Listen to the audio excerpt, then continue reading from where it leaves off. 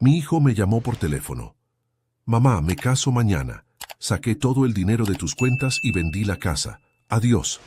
Solté una carcajada tan fuerte que casi me caigo de la silla. Pobre tonto.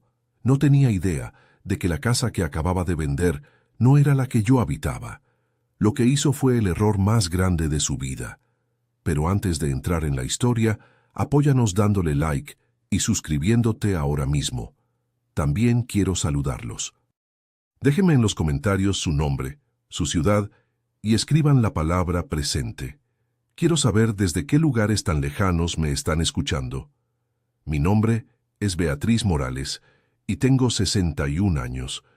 Durante casi 4 décadas construí mi vida ladrillo por ladrillo, peso por peso, sacrificio tras sacrificio. Vivía en una casa modesta de 2 habitaciones en las afueras de Querétaro. Trabajaba medio tiempo en la biblioteca municipal y disfrutaba de mi rutina tranquila. Mi hijo Javier tenía 35 años y siempre había sido ambicioso. Demasiado ambicioso, diría yo ahora. Todo comenzó a desmoronarse 3 meses antes del desastre final. Javier me llamó pidiendo los números de mis cuentas bancarias. Su voz sonaba dulce, preocupada, como cuando era niño y quería algo especial. Mamá, necesito ayudarte a configurar pagos automáticos para tus servicios.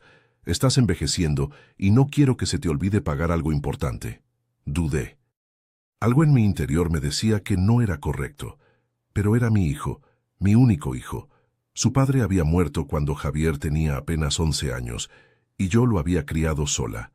Trabajé en 2 empleos simultáneamente durante años. Me quedé sin vacaciones, sin ropa nueva, sin caprichos. Todo por él. ¿Cómo no iba a confiar en mi propio hijo? La segunda señal de alarma llegó 6 semanas después.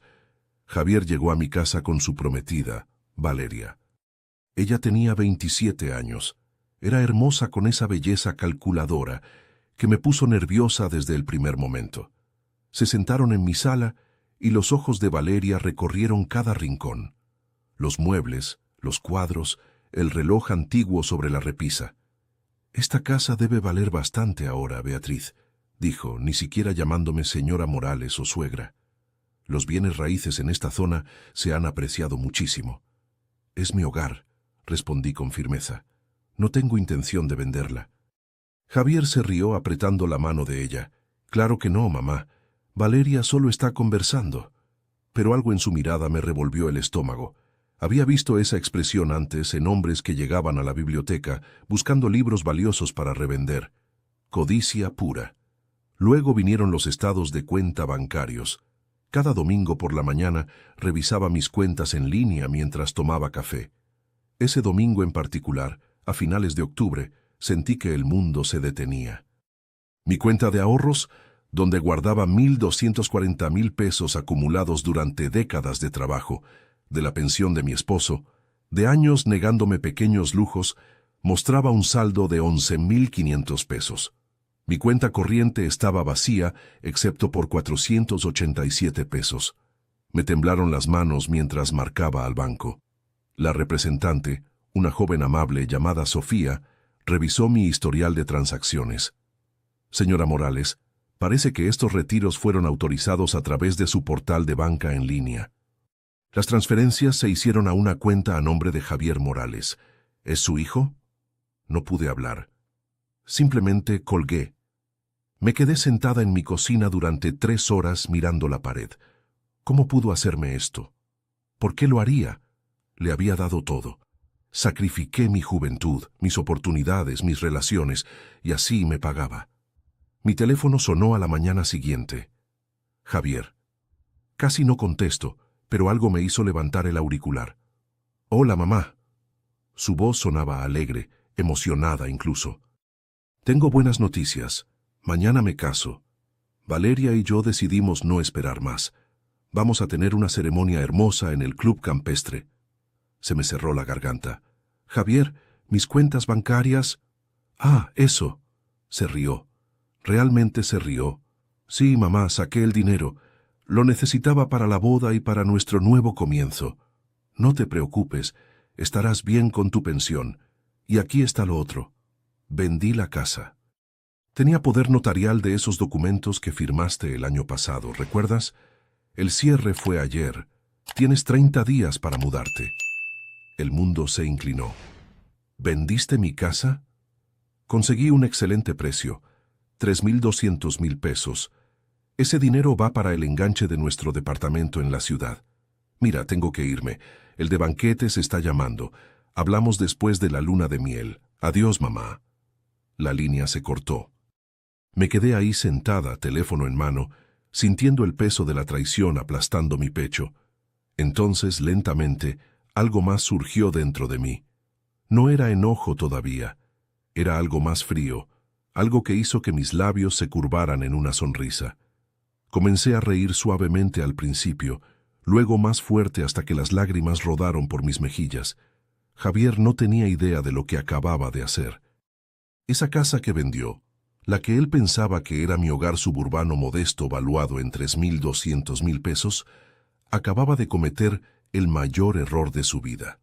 Porque la casa que Javier vendió no era la casa donde realmente vivía. Era la propiedad de alquiler que había comprado hace 15 años, la que deliberadamente registré a mi nombre para fines fiscales, la que actualmente estaba ocupada por inquilinos con un contrato de arrendamiento vigente de otros 16 meses.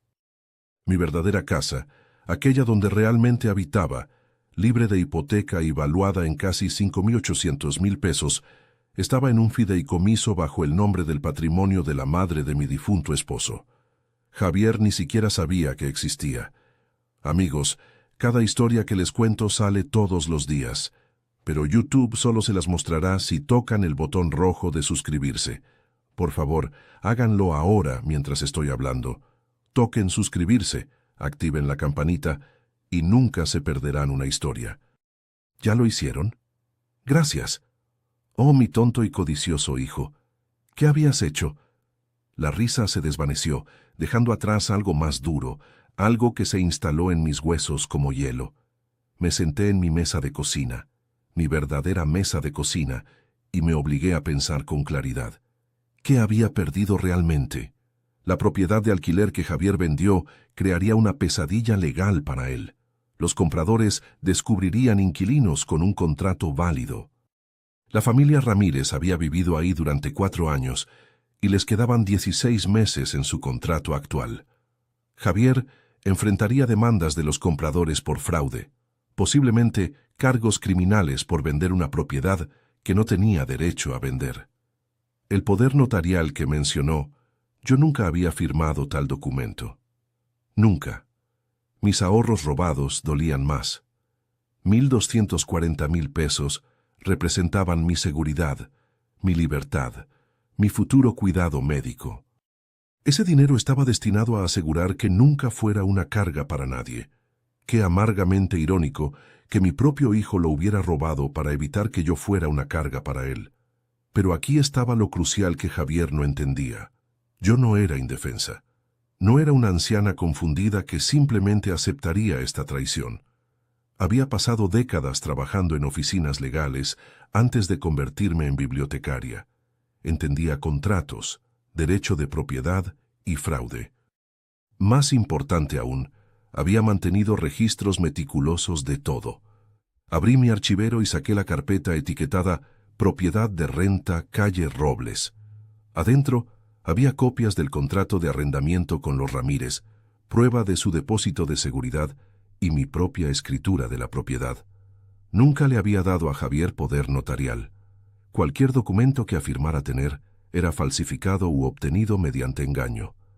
Luego revisé mi archivo de propiedades inmobiliarias. Mi casa real, aquella donde me encontraba ahora, estaba titulada bajo el fideicomiso familiar Roberto Morales, establecido por mi difunta suegra hace 20 años. Yo era la fideicomisaria y beneficiaria, pero la propiedad no estaba a mi nombre personal. Javier había crecido en esta casa, pero aparentemente nunca había entendido la estructura legal detrás de ella. Cuando compré la propiedad de alquiler años después, deliberadamente la mantuve simple a mi nombre para propósitos fiscales. Javier debió asumir que esa modesta renta era mi único activo. Me preparé café y comencé a listar lo que necesitaba hacer. Primero, reportar el robo a la policía. Segundo, contactar al departamento de fraudes de mi banco. Tercero, contratar un abogado. Cuarto, asegurarme de que los Ramírez estuvieran protegidos e informados. Quinto, reunir evidencia del fraude de Javier en la venta de la propiedad. Pero mientras escribía, mi mano se detuvo. ¿Quería enviar a mi propio hijo a prisión? El pensamiento me enfermó.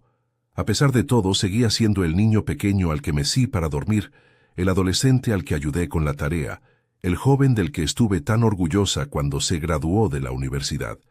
Entonces recordé su voz por teléfono, alegre, casual. «Estarás bien con tu pensión», como si no hubiera hecho nada malo. Como si robar los ahorros de vida de su madre y vender su supuesta casa fuera solo un inconveniente menor para que yo lo resolviera. ¿Qué clase de hombre había criado? Pensé en Valeria con sus ojos calculadores y sus comentarios punzantes sobre valores de propiedades. ¿Lo había empujado ella a esto? ¿O Javier siempre había sido capaz de tal crueldad y yo simplemente me había negado a verlo? Mi teléfono vibró. Un mensaje de texto de mi vecina Patricia. «Beatriz, vi que ayer pusieron letrero de venta en tu propiedad de la calle Robles. Luego lo quitaron esta mañana. ¿Todo bien?», respondí. «Larga historia. ¿Podemos vernos para café mañana?». Patricia había sido mi amiga durante 15 años. Era asistente legal jubilada. Necesitaría aliadas para lo que venía. Esa noche apenas dormí. Seguía imaginando el rostro de Javier cuando se diera cuenta de lo que había hecho. ¿Sentiría remordimiento? ¿Se disculparía? ¿O me culparía de alguna manera, afirmaría que yo lo había engañado? Para la mañana tenía mi plan. No iría a la policía inmediatamente. En su lugar, reuniría cada pieza de evidencia, documentaría cada crimen y construiría un caso irrefutable. Luego confrontaría a Javier con la opción: hacer restitución completa voluntariamente o enfrentar proceso penal. Le daría una oportunidad de hacer lo correcto, una oportunidad de demostrar que todavía era mi hijo y no el extraño que se había reído mientras robaba a su madre. Llamé al banco a las 9:00 en punto. Necesito reportar fraude y robo de mis cuentas, y necesito un registro completo de todas las transacciones de los últimos 6 meses. Por supuesto, señora Morales. Lamento mucho que esto haya sucedido. Iniciaremos una investigación de inmediato. A continuación llamé a Martín Sánchez, un abogado que asistía a mi club de lectura. «Martín, necesito tu ayuda. Mi hijo ha robado mis ahorros y vendió fraudulentamente una propiedad que poseo.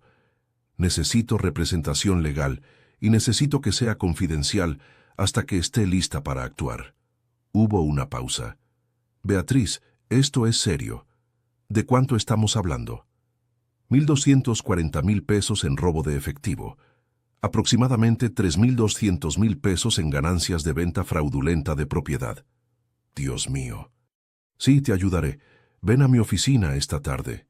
Colgué y me miré en el espejo del pasillo. Mi cabello plateado estaba pulcro, mis ojos azules claros y determinados. Parecía la dulce abuela de alguien. Javier había olvidado que las dulces abuelas también pueden ser guerreras cuando es necesario. Mi hijo quería casarse mañana. Bien, que disfrutara su boda, que pensara que había ganado. Yo esperaría, reuniría mis fuerzas, y luego le mostraría exactamente qué sucede cuando traicionas a la mujer que te lo dio todo. La oficina de Martín Sánchez estaba ubicada en un tranquilo edificio de ladrillo en el centro. Me senté frente a él en su escritorio de caoba, mi carpeta de documentos entre nosotros. Leyó todo con creciente incredulidad, ocasionalmente tomando notas en su blog legal. «Beatriz, esto es peor de lo que pensaba», dijo finalmente, quitándose los lentes. «Tu hijo falsificó documentos para vender propiedad que no poseía. Eso no es solo fraude civil, es criminal. Podría enfrentar de 5 a 10 años de prisión». «Lo sé», dije en voz baja, «pero necesito entender todas mis opciones antes de decidir cómo proceder». Martín asintió. «Inteligente. Esto es lo que hacemos primero: presentar un reporte de fraude con tu banco para congelar cualquier transacción adicional. Segundo, contactar a la compañía de títulos que manejó la venta de la propiedad. Necesitarán saber que la venta fue fraudulenta. Tercero, presentamos un reporte policial. Puedes solicitar que investiguen antes de presentar cargos, lo que te da algo de control sobre el momento. ¿Qué pasa con los compradores de la propiedad? Probablemente demandarán a Javier por fraude una vez que descubran a los inquilinos. También pueden demandar a la compañía de títulos por no detectar esto. De cualquier manera, Javier será responsable del precio de compra completo más daños. Martín se reclinó. Beatriz, tengo que preguntar. ¿Estás segura de que quieres seguir con esto? Es tu hijo. Encontré sus ojos. Robó mis ahorros de vida e intentó dejarme sin hogar. ¿Qué clase de hijo hace eso? Pasamos 2 horas preparando documentos. Para cuando salí de la oficina de Martín había presentado reclamos de fraude tanto con mi banco como con la compañía de títulos. El reporte policial se presentaría a la mañana siguiente. Mientras caminaba a mi auto, mi teléfono sonó. Javier. Mamá, ¿por qué el banco me está llamando sobre una investigación de fraude? ¿Qué está pasando? Respiré hondo, manteniendo mi voz firme. Javier, el banco marcó los retiros de mi cuenta como sospechosos. Es procedimiento estándar cuando se transfieren sumas grandes. Pero soy tu hijo, diles que está bien. ¿Está bien, Javier? Tomaste 1,240,000 pesos sin mi permiso. Su voz cambió, volviéndose más dura. Tenía tu permiso. Me diste acceso a tus cuentas para emergencias. No para robar todo lo que poseo. No robé, lo tomé prestado. Valeria y yo te lo pagaremos cuando estemos establecidos. Sonaba a la defensiva ahora.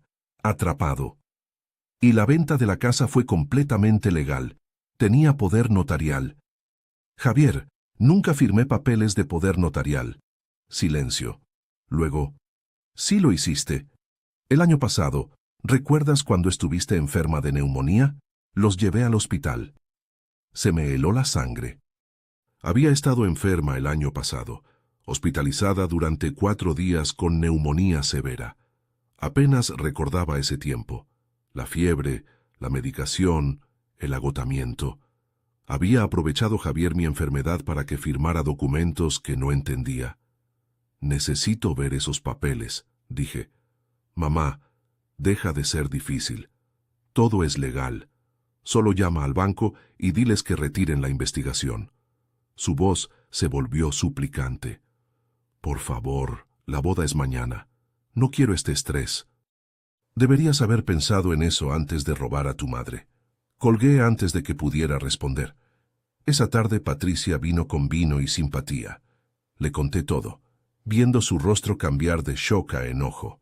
Ese bastardo, dijo. Beatriz, sabes que estoy aquí para lo que necesites. Testigo, investigación, lo que sea.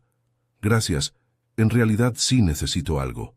¿Puedes ayudarme a contactar a los Ramírez? Necesitan saber qué está pasando con la propiedad de renta. Los llamamos juntas.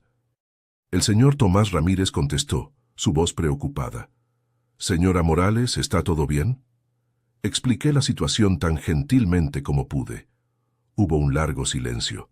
¿Entonces su hijo vendió la casa donde vivimos sin decirle a usted ni a nosotros? La voz de Tomás era incrédula. ¿Qué pasa con nuestro contrato? Su contrato sigue siendo válido, le aseguré. Estoy trabajando con mi abogado para resolver esto. Ustedes están protegidos, pero quería que supieran en caso de que los compradores intenten contactarlos. Jesús, gracias por decirnos. Avísenos si necesita algo. Declaraciones, testimonio, lo que sea. Después de colgar, Patricia nos sirvió más vino. Javier no tiene idea de lo que viene, ¿verdad? No, dije. Piensa que soy solo una anciana confundida que puede manipular. A la mañana siguiente, recibí un correo electrónico de la compañía de títulos. Mis manos temblaban mientras lo leía. Señora Morales, nuestra investigación ha revelado irregularidades serias con la venta de calle Robles, 1247. El documento de poder notarial presentado por Javier Morales parece contener su firma, pero el sello notarial es de un notario cuya licencia estaba vencida en ese momento. Adicionalmente, el documento está fechado durante su hospitalización, pero nuestros registros muestran que el notario estaba en un estado diferente ese día. Estamos tratando esto como posible falsificación y fraude. Hemos congelado todos los fondos de la venta pendiente de investigación. Los compradores han sido notificados y están emprendiendo acción legal contra el señor Morales. Reenvié el correo a Martín Sánchez con una sola línea. Falsificó todo. Esta era la prueba que necesitaba. Javier no solo había sido imprudente o moralmente cuestionable, había cometido fraude calculado. Había traído documentos falsos a mi cama de hospital, quizás haciendo que firmara papeles en blanco en mi delirio, luego los hizo notarizar fraudulentamente después. Mi teléfono vibró. Otro mensaje de Javier. «Mamá, necesitamos hablar. ¿Puedes venir a la boda mañana, por favor? Te quiero ahí». Miré el mensaje. Quería que fuera a su boda, la boda que estaba pagando con mi dinero robado, la boda que estaba teniendo mientras yo lidiaba con el caos de sus crímenes. Escribí de vuelta. Estaré ahí. Que pensara que todo estaba bien, que se casara con su novia calculadora, celebrara con mi dinero robado, creyera que se había salido con la suya. Yo sonreiría, tomaría fotos, haría de madre orgullosa, y luego, cuando menos lo esperara, le mostraría las consecuencias de traicionar a la mujer que le dio la vida. Si quieren saber cómo termina esta historia y conocer muchas más, denle al botón rojo de suscribirse. Es gratis y me ayuda muchísimo. La boda fue exactamente lo que esperaba. Cara, ostentosa y completamente desprovista de calidez genuina. El club campestre brillaba con rosas blancas y candelabros de cristal. Usé mi mejor vestido, azul marino, elegante, discreto, y llegué temprano. Valeria lucía impresionante en un vestido de diseñador que probablemente costó 90,000 pesos. Mis 90,000 pesos. Javier estaba junto a ella en su smoking, radiante como si no tuviera una preocupación en el mundo. Cuando me vio, corrió hacia mí. «Mamá, ¿viniste?» Me abrazó fuertemente. «Estoy tan contento de que estés aquí. Sé que las cosas han estado raras, pero este es un nuevo comienzo para todos nosotros». Me aparté, estudiando su rostro. Realmente lo creía. ¿Pensaba que robarme era solo raro y no criminal? «Felicidades, Javier», dije uniformemente. «Te ves muy feliz». Valeria se unió a nosotros, su sonrisa afilada. «Beatriz, qué amable de tu parte venir». Javier estaba preocupado de que estuvieras molesta por, bueno, ya sabes, el dinero y la casa. Pero es todo para bien, en realidad. Ya no necesitas esa casa grande, y Javier y yo podemos construir nuestro futuro. «Qué considerado», respondí, mi tono placentero pero mis ojos fríos. La ceremonia fue breve. Me senté en la primera fila, viendo a mi hijo prometer amar y honrar a esta mujer que lo había ayudado a traicionar a su propia madre. Durante la recepción hice conversación educada, bebí champán que no saboreaba y tomé fotos que nunca querría volver a ver. Entonces, justo cuando cortaban el pastel, mi teléfono vibró. Un mensaje de Martín Sánchez. «Investigación policial abierta. Cargos de fraude siendo preparados. ¿Seguimos adelante?» Miré a Javier, riendo con sus padrinos, completamente ajeno. «Todavía no», pensé. «Deja que disfrute este momento. Será su último momento feliz en mucho tiempo». La confrontación llegó 3 días después. Javier y Valeria aparecieron en mi puerta sin previo aviso. Javier se veía furioso. La expresión de Valeria era cálculo helado. «¿Qué demonios hiciste?», exigió Javier, empujándome para pasar a mi sala. «La compañía de títulos congeló el dinero de la venta de la casa. Están diciendo que el poder notarial fue falsificado. Están amenazando con presentar cargos». Cerré la puerta con calma. «Quizás porque fue falsificado. Firmaste esos papeles». Firmé papeles en blanco mientras deliraba con fiebre, sin saber qué eran. «Aprovechaste a tu madre enferma. También los hiciste notarizar fraudulentamente». Valeria dio un paso adelante. «Esto es ridículo. Javier te estaba ayudando. Eres vieja, Beatriz. Ya no puedes manejar tus finanzas ni tu propiedad. Te estábamos haciendo un favor. ¿Un favor al robar mis ahorros de vida?» No es robar si eres demasiado senil para manejarlo tú misma. Su máscara se resbaló, revelando a la fría oportunista debajo. Javier es tu hijo. Todo lo que tienes debería ir a él eventualmente de todos modos. Solo lo necesitábamos ahora. Ya veo, dije en voz baja. Así que este fue su plan desde el principio. Encontrar un hombre con una madre adinerada, manipularlo para que le robara, luego construir su vida con el dinero de ella. El rostro de Javier se enrojeció. No hables de Valeria así. Ella me ama. Ella ama tu herencia, corregí. O lo que pensó que era tu herencia. Valeria se rió duro y feo. ¿Crees que eres tan lista? ¿Vas a retirar estas acusaciones o haremos tu vida un infierno? Le diremos a todos que tienes demencia. Te declararemos incompetente. Te meteremos en un asilo. Sentí hielo extenderse por mis venas. ¿Es eso una amenaza? Es una promesa, dijo Javier, su voz baja y amenazante. Mamá, estoy intentando ser amable aquí. Solo dile al banco y a la compañía de títulos que cometiste un error. Diles que autorizaste todo. Entonces todos podemos seguir adelante. ¿Y si no lo hago? Javier dio un paso más cerca, cerniéndose sobre mí. Entonces descubrirás qué tan difícil puede volverse tu vida. Nosotros también tenemos abogados. Te enredaremos en la corte durante años. Drenaremos cualquier dinero que te quede en honorarios legales.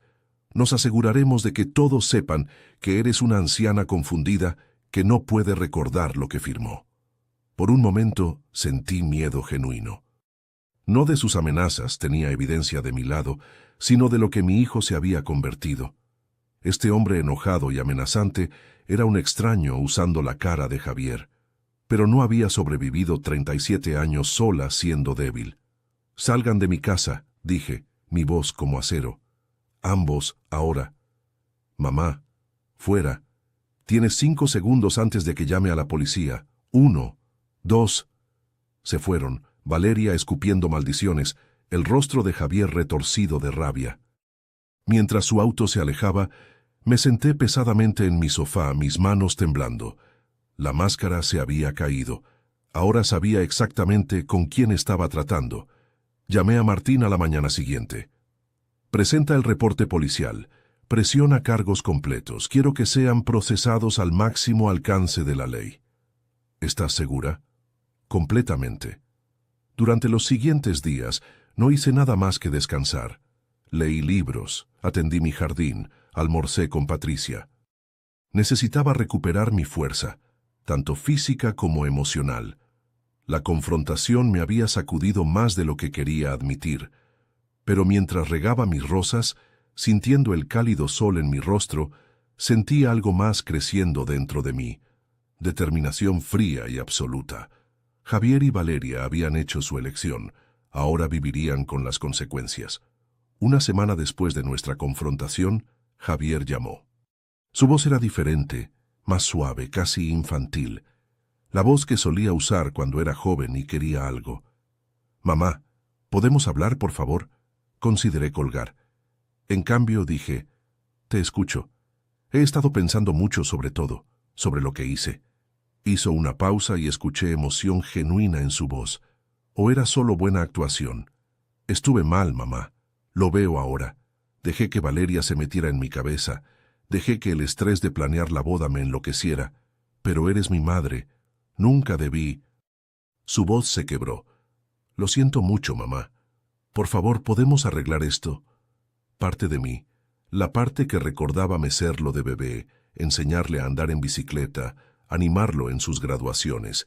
Quería creerle, quería perdonarlo inmediatamente, hacer que todo volviera a estar bien. Pero había aprendido mi lección sobre la confianza ciega. «¿Qué propones exactamente, Javier?» «Devolveré el dinero.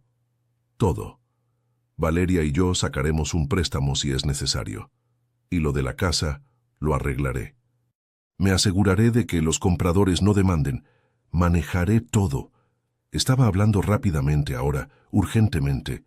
«Solo por favor retira la investigación policial. No puedo tener antecedentes penales, mamá. Arruinará mi carrera, toda mi vida. Deberías haberlo considerado antes de cometer fraude. Lo sé y lo siento, pero por favor dame una oportunidad de arreglar esto. No destruyas mi vida por un error. ¿Un error? Como si robar a tu madre fuera equivalente a olvidar su cumpleaños. ¿Cuánto tiempo te tomará devolver el dinero?, pregunté. Tal vez 6 meses, 1 año, a lo mucho. Necesitamos tiempo para conseguir un préstamo. Javier, no tienes 6 meses. La investigación ya está en marcha. Su voz cambió de nuevo, volviéndose desesperada. Entonces, ¿qué quieres? Solo dime qué quieres. Lo que quería era a mi hijo de vuelta. El verdadero Javier, el que había existido antes de Valeria, antes de que la codicia lo envenenara. Pero esa persona quizás nunca había existido en absoluto. Quiero restitución completa en 30 días, dije. Cada peso que tomaste, más intereses. Quiero una confesión escrita de lo que hiciste. Quiero que enfrentes las consecuencias de tus acciones. Eso es imposible. No podemos conseguir esa cantidad de dinero en 30 días. Entonces deberías haberlo pensado antes de robarlo. Dios, eres despiadada. La desesperación se convirtió en enojo. Soy tu hijo, tu único hijo. ¿Cómo puedes hacerme esto? ¿Cómo pudiste hacerme lo que me hiciste?, respondí en voz baja. Adiós, Javier. Colgué y apagué mi teléfono. Esa tarde, Valeria vino sola. La observé desde mi ventana mientras salía de su auto, vestida impecablemente con un traje color crema. Tocó el timbre 3 veces antes de que abriera. Beatriz, necesitamos hablar de mujer a mujer. Su sonrisa era tensa, pero intentaba ser cálida. ¿Puedo pasar? No, parpadeó sorprendida. Estoy intentando hacer las paces aquí. Hazlo desde el porche. Su mandíbula se apretó, pero mantuvo su compostura. Mira, sé que piensas que soy una aprovechada que manipuló a tu hijo, pero amo a Javier, de verdad, y estoy intentando salvarlo de este desastre, convenciéndome de que retire los cargos, haciéndote ver la razón. Su máscara se resbaló levemente. ¿Entiendes lo que los cargos criminales le harán a él, a su carrera, a nuestro futuro? Sí, dije. Es exactamente por eso que necesitan ser presentados. Valeria me miró fijamente, luego se rió, un sonido frío y amargo. ¿Sabes qué? Javier tenía razón sobre ti. Eres una vieja egoísta que no soporta ver a su hijo feliz. Estás tan amargada y sola que quieres arrastrarlo contigo. ¿Terminaste? Te arrepentirás de esto, siseó.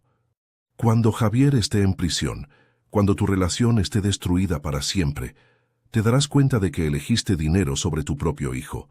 Morirás sola y será tu propia culpa. Adiós, Valeria. Cerré la puerta en su rostro enfurecido. Esa noche, Patricia vino con su esposo Miguel y otras 2 parejas de nuestro club de lectura, los González y los Reyes. Trajeron comida, vino y algo más valioso, solidaridad. Escuchamos lo que está pasando, dijo Patricia, dándome un largo abrazo. Queríamos que supieras que no estás sola. Nos sentamos en mi sala y les conté todo, no solo los hechos, sino el dolor, la traición, la culpa de procesar a mi propio hijo. Escucharon sin juzgar. Estás haciendo lo correcto, dijo Miguel firmemente. Lo que Javier hizo fue criminal. Si lo dejas salirse con la suya, le estás diciendo que puede traicionar a cualquiera sin consecuencias. Carolina González asintió. Mi hermano le robó a nuestra madre. Ella lo perdonó. No presentó cargos. Lo hizo de nuevo 5 años después. Algunas personas solo aprenden a través de consecuencias. Su apoyo me envolvió como una manta cálida. No estaba loca, no era despiadada. Era una mujer protegiéndose de alguien que había demostrado que no se podía confiar en él, incluso si ese alguien era mi hijo. Mientras se iban esa noche, Patricia apretó mi mano. Mantente fuerte, Beatriz. Estás haciendo lo difícil, pero es lo correcto. Me fui a la cama esa noche sintiendo algo que no había sentido en semanas. Paz. Paz fría y dura. Javier y Valeria habían intentado manipulación, amenazas y culpa. Nada funcionó porque yo tenía algo que ellos no entendían. Principios, autorrespeto y amigos que me recordaban mi valor. A la mañana siguiente, llamé a Martín Sánchez. Sin tratos, sin compromisos, Procedemos con proceso penal completo. Entendido, dijo. Beatriz, por lo que vale, creo que eres increíblemente valiente. ¿Valiente o rota? No estaba segura, pero sabía que no me echaría atrás. Vinieron juntos esta vez, un domingo por la mañana cuando el vecindario estaba tranquilo. Los vi a través de mi ventana. Javier y Valeria, caminando por mi entrada con pasos cuidadosos y medidos. Javier llevaba flores. Valeria tenía una caja de panadería, ofrendas de paz. Casi no abrí la puerta, pero ganó la curiosidad. ¿Qué nueva estrategia habían ideado? Mamá. La voz de Javier era gentil, sus ojos enrojecidos como si hubiera estado llorando. Por favor, solo danos 5 minutos. Es todo lo que pedimos. Contra mi mejor juicio, los dejé entrar. Nos sentamos en mi sala, ellos en el sofá, yo en mi sillón, manteniendo distancia entre nosotros. Javier puso las flores en la mesa de centro. Margaritas, mis favoritas. Por supuesto que recordaba. Mamá, estuvimos mal, comenzó Javier. En todo. La forma en que te hablamos, las cosas que dijimos. Fue imperdonable. Se inclinó hacia adelante, su expresión seria. Estas últimas 2 semanas no he podido dormir. Sigo pensando en lo que hice, en cómo te lastimé. Eres mi madre. Me criaste sola, me diste todo, y te pagué con traición. Era exactamente lo que había querido escuchar. Entonces, ¿por qué se sentía como una actuación? Valeria habló después, su voz sumisa. Beatriz, también te debo una disculpa. Fui terrible contigo. Dije cosas crueles. La verdad es que tenía miedo. Miró hacia abajo a sus manos. Mis propios padres son pobres. Crecí sin nada. Cuando conocí a Javier, vi una oportunidad de una vida mejor, y yo presioné demasiado. Lo empujé a hacer cosas que no debería haber hecho. ¿Cosas que tú lo convenciste de hacer?, pregunté en voz baja. Sí, admitió encontrando mis ojos. Fue mi idea. El dinero, la casa. Javier no quería hacerlo. Yo lo persuadí. Le dije que no lo extrañarías, que querrías que fuera feliz. Su voz se quebró. Estuve mal. Lo siento muchísimo. Javier alcanzó mi mano, no la retiré. Mamá, queremos arreglar esto. Estamos dispuestos a hacer lo que sea necesario. Ya sacamos una segunda hipoteca sobre el departamento que compramos. Podemos darte 950,000 pesos en 2 semanas. El resto tomará tiempo, pero pagaremos cada peso. Con intereses, añadió Valeria rápidamente. Lo que pienses que es justo. ¿Y los cargos criminales?, pregunté. El rostro de Javier cayó. Ese es el problema, mamá. Si tengo antecedentes penales, perderé mi trabajo. Trabajo en finanzas. Me despedirán inmediatamente. ¿Y entonces cómo puedo pagarte? ¿Cómo puedo mantener una familia? Apretó mi mano. No te estoy pidiendo que me perdones. No lo merezco. Pero te suplico que me des una oportunidad de arreglar esto sin destruir todo mi futuro. Por favor, Beatriz. Valeria agregó. Queremos tener hijos. Javier quiere darte nietos, pero no puede hacer eso desde prisión. ¿Nietos? La palabra me golpeó como un golpe físico. Había soñado con ser abuela, con sostener a los bebés de Javier, con transmitir nuestra historia familiar.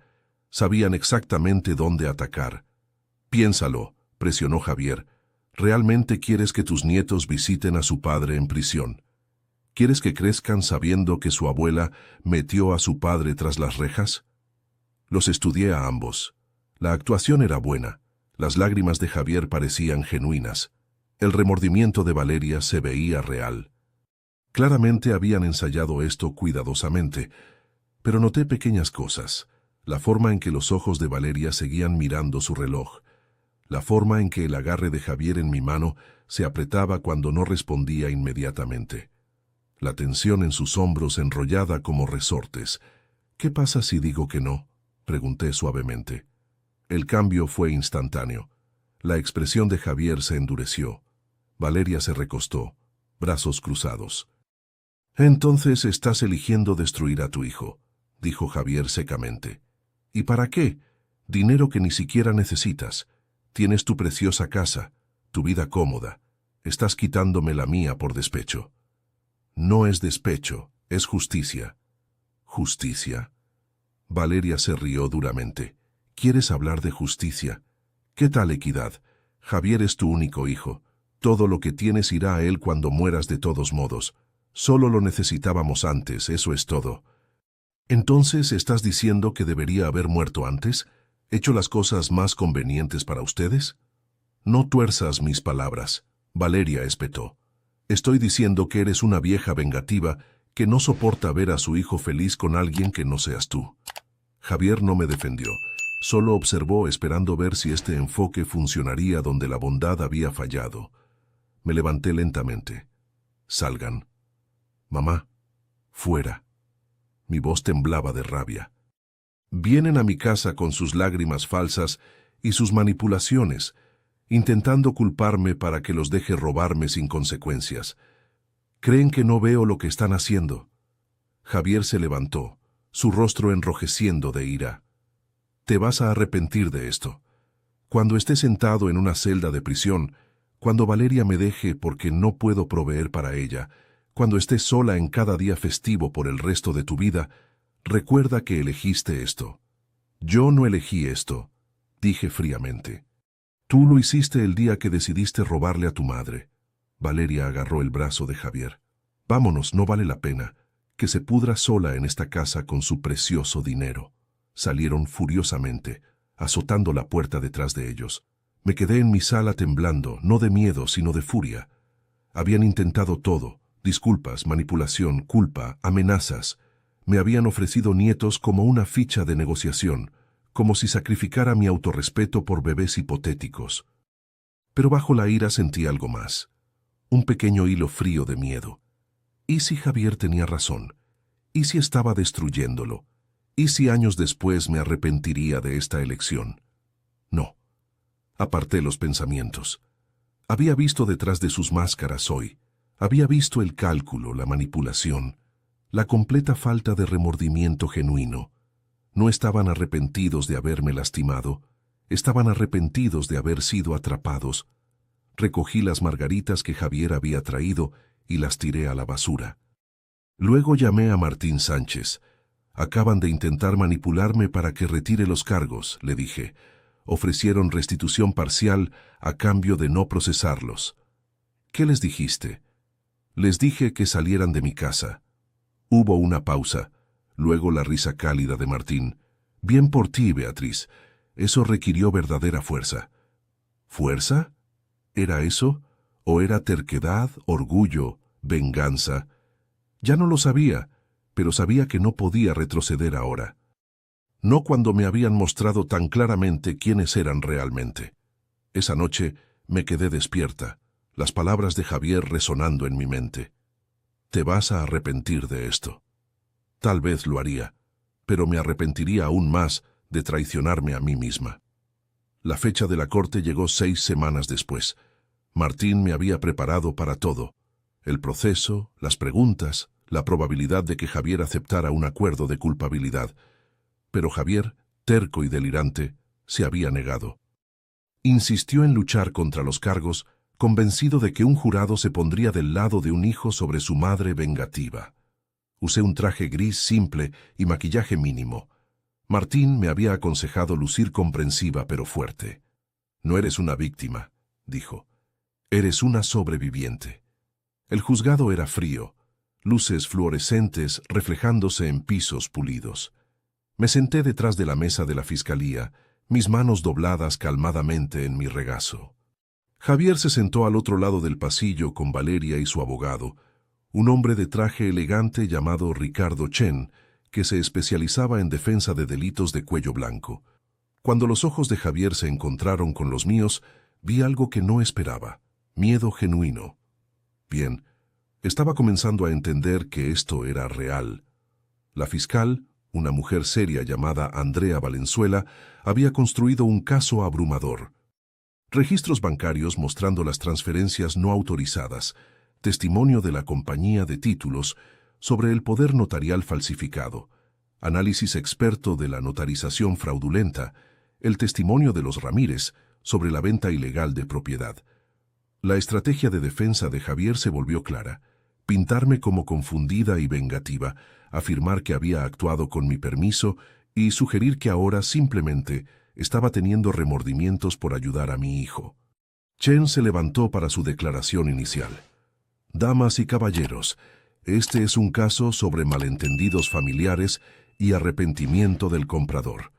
Beatriz Morales le dio a su hijo, Javier, acceso a sus cuentas y lo autorizó a manejar sus asuntos de propiedad.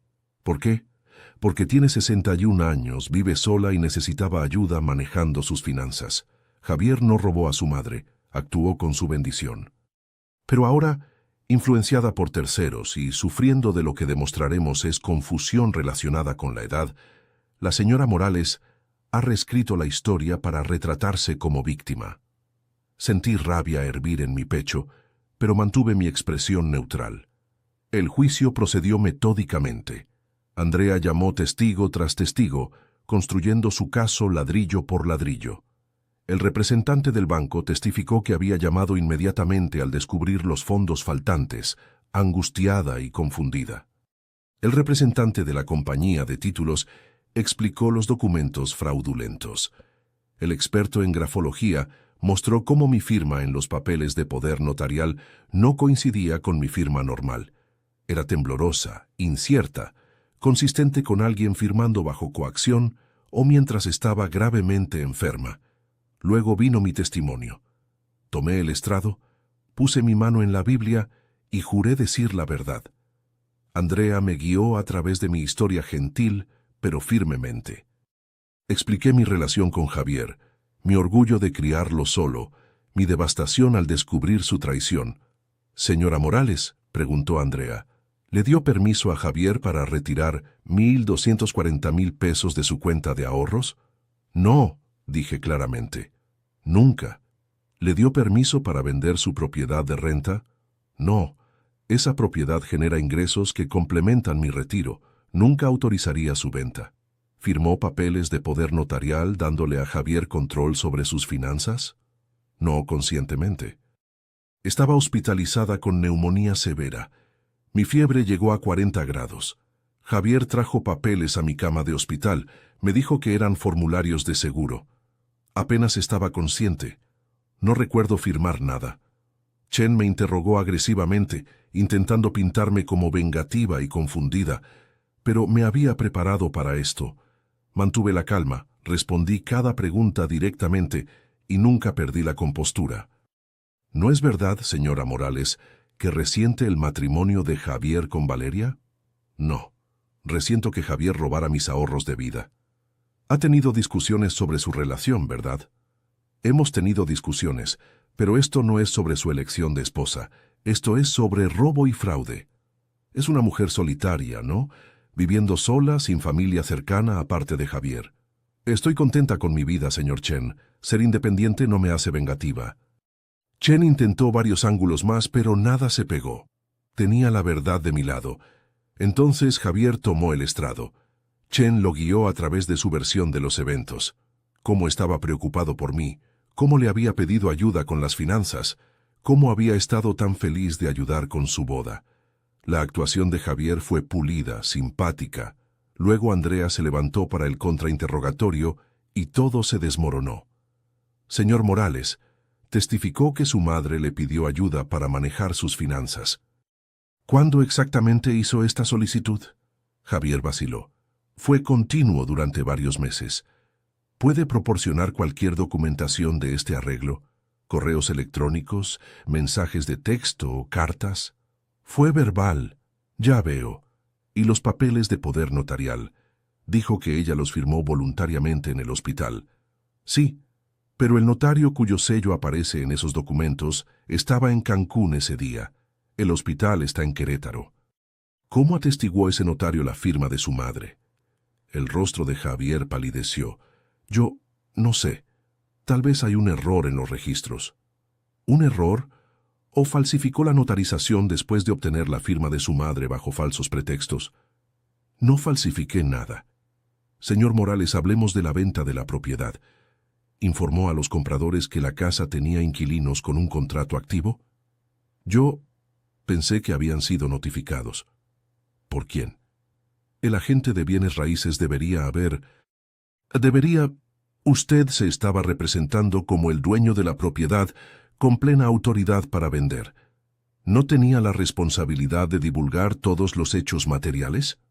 Javier ahora estaba tartamudeando, contradiciéndose, su historia pulida desmoronándose bajo interrogatorio directo. En la galería vi el rostro de Valeria ponerse blanco. Andrea presionó más duro. La verdad es, señor Morales, que sabía exactamente lo que estaba haciendo. Falsificó documentos, vendió propiedad que no poseía, robó los ahorros de su madre y lo hizo todo por una razón: financiar su boda y su nueva vida. ¿No es cierto? No, estaba ayudando a mi madre. ¿Ella quería que la robaran? ¿Quería quedarse sin hogar? Objeción. Chen estaba de pie, argumentativo. Aceptada, dijo el juez, pero el daño estaba hecho. El jurado había visto a Javier entrar en pánico, visto cómo se contradecía, visto cómo quedó expuesto como mentiroso. Cuando los argumentos finales terminaron, sentí una calma extraña. Se acabó. No el juicio en sí. El jurado deliberaría, pero mi parte en esta pesadilla. Había dicho la verdad, proporcionado evidencia y me negué a ser manipulada. Lo que sucediera después estaba fuera de mis manos. Nos pusimos de pie mientras el jurado salió a deliberar. Javier se giró para mirarme una última vez. Sus ojos estaban huecos, derrotados. Sostuve su mirada firmemente. Este era el hijo que había criado, y este era el ajuste de cuentas que se había ganado. El jurado deliberó durante 3 horas. Cuando regresaron, sus rostros eran solemnes pero seguros. En el cargo de robo mayor, ¿cómo encuentran al acusado? Culpable. En el cargo de fraude, ¿cómo encuentran al acusado? Culpable. En el cargo de falsificación, ¿cómo encuentran al acusado? Culpable. El rostro de Javier se derrumbó. Valeria dejó escapar un sollozo ahogado. Yo me quedé perfectamente quieta, sintiendo el peso de esa única palabra resonar por el juzgado. Culpable. Culpable. Culpable. El juez programó la sentencia para 2 semanas después. Javier fue liberado bajo fianza, pero la realidad se había instalado. Iría a prisión. Su vida, tal como la conocía, había terminado. La audiencia de sentencia fue brutal de presenciar. El juez, una mujer de cabello plateado llamada Margarita Hernández, escuchó declaraciones de impacto de ambas partes. Los Ramírez describieron el estrés y miedo de casi perder su hogar. Los compradores de la propiedad describieron la pesadilla financiera que Javier había creado. Yo describí la traición, la violación de confianza, la devastación emocional. Entonces el abogado de Javier presentó su súplica de clemencia. Javier mismo se puso de pie, su voz temblando, y se disculpó. Esta vez sus lágrimas parecían reales. Su señoría, sé que nunca podré deshacer lo que hice. Traicioné a mi madre, la mujer que sacrificó todo por mí. Dejé que la codicia y el mal juicio destruyeran nuestra relación. Entiendo que debo enfrentar castigo. Solo pido misericordia, una oportunidad de eventualmente reconstruir mi vida y de alguna manera algún día hacer las paces.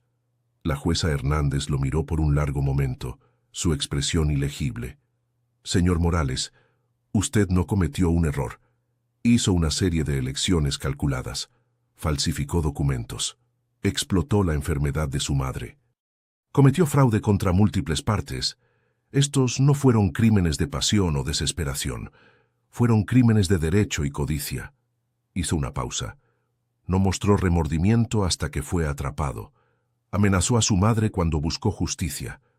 No merece clemencia. Lo sentenció a 7 años de prisión con posibilidad de libertad condicional después de 4. Adicionalmente, restitución completa para mí y los compradores de la propiedad, más costos judiciales y penalidades.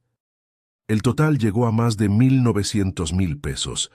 Javier se derrumbó en su silla sollozando. Valeria se sentó congelada, su rostro una máscara de horror. Mientras el alguacil se llevaba a Javier esposado, me miró una última vez. Encontré sus ojos, pero no dije nada. No quedaba nada que decir. 6 meses después de la sentencia de Javier, Mi vida floreció inesperadamente. Comencé un negocio de consultoría, ayudando a personas mayores a protegerse del abuso financiero. Patricia se unió a mí y organizamos talleres en centros comunitarios. Cada persona que ayudé se sintió como redención. Mi dolor tenía propósito. Viajé a España y Argentina, me reconecté con viejos amigos y en mi cumpleaños 62, Patricia organizó una fiesta sorpresa. Mirando los rostros cálidos que me rodeaban, me di cuenta de que Javier había estado equivocado. No estaba sola. Tenía comunidad, propósito y felicidad genuina. Mientras tanto, el mundo de Javier colapsó. La prisión fue brutal. Fue atacado 2 veces. Desarrolló depresión y luchó con ansiedad. Valeria se divorció de él después de 8 meses, afirmando que ella también era su víctima. Se mudó de regreso con sus padres, trabajando 2 empleos de retail para pagar la restitución. Sus redes sociales desaparecieron. Nadie quería salir con la mujer que robó a una madre anciana. Mirando atrás ahora, entiendo lo que pasó. Había amado a Javier tan completamente que olvidé enseñarle a amarme de vuelta. Había dado sin límites, sacrificado sin medida, y al hacerlo, había criado a alguien que creía tener derecho a tomar. La mayor lección que aprendí: el amor sin respeto no vale nada. La familia sin integridad no tiene significado. Y a veces la elección más dolorosa es también la correcta. Mi hijo está en prisión porque cometió crímenes. No porque sea vengativa, sino porque eligió la codicia sobre el amor. No destruí su vida. Él lo hizo solo. Si te gustó esta historia, haz clic en suscríbete y cuéntame en los comentarios qué parte te impresionó. Mañana hay más. Nos vemos allí.